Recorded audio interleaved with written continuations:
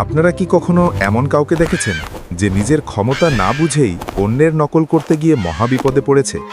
আমাদের চারপাশে এমন অনেকেই আছে যারা ভাবে ও যদি পারে আমিও পারবো, কিন্তু তারা এটা ভুলে যায় যে প্রত্যেকের শক্তি আর দক্ষতা আলাদা।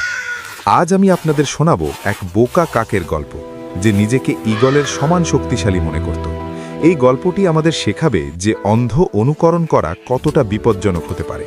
চলুন গল্পের গভীরে যাওয়া যাক। দৃশ্যটি কল্পনা করুন। উঁচু পাহাড়ের নিচে এক সবুজ উপত্যকা। সেখানে একপাল ভেড়া মনের সুখে ঘাস খাচ্ছে।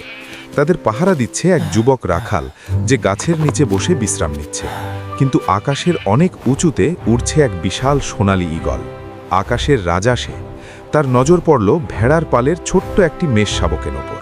মুহূর্তের মধ্যে ঈগলটি ডানা গুটিয়ে তীরের বেগে নিচে নেমে এলো।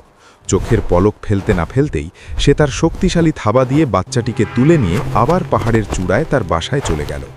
তার শিকার করার এই ভঙ্গি ছিল অত্যন্ত রাজকীয় এবং নিখুঁত।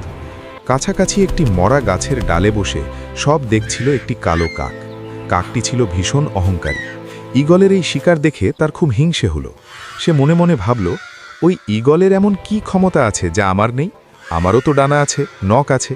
ও যদি একটা বাচ্চা ভেড়া নিতে পারে, তবে আমি এর চেয়েও বড় একটা ভেড়া শিকার করে দেখাবো।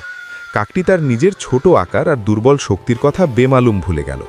সে ভাবল, আজ সে প্রমাণ করেই ছাড়বে যে সে ঈগলের চেয়ে কোনো অংশে কম নয়।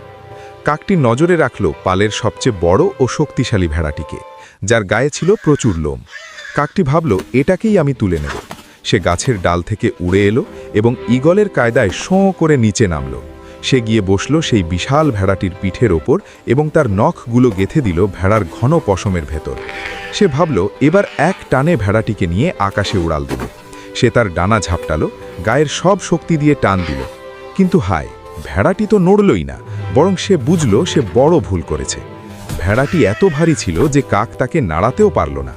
এবার কাকটি ভাবল পালানো যাক, কিন্তু তখনই ঘটল আসল বিপত্তি।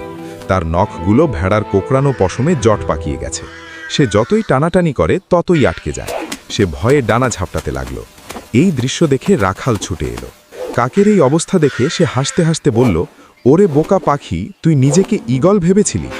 রাখাল কাকটিকে ছাড়িয়ে নিল এবং তার ডানা সামান্য ছেটে দিল যাতে সে আর উড়তে না পারে। সে কাকটিকে তার বাচ্চাদের খেলতে দিল। বাচ্চারা যখন জিজ্ঞেস করল, এটা কি পাখি? রাখাল বলল, এটা তো একটা সাধারণ কাক, কিন্তু ও মনে মনে নিজেকে ঈগল ভাবে। বন্ধুরা, অন্যের অন্ধ অনুকরণ করবেন না। গল্পটি ভালো লাগলে লাইক দিন এবং সাবস্ক্রাইব করুন গাইডিং গ্লো বাংলা টেলসে।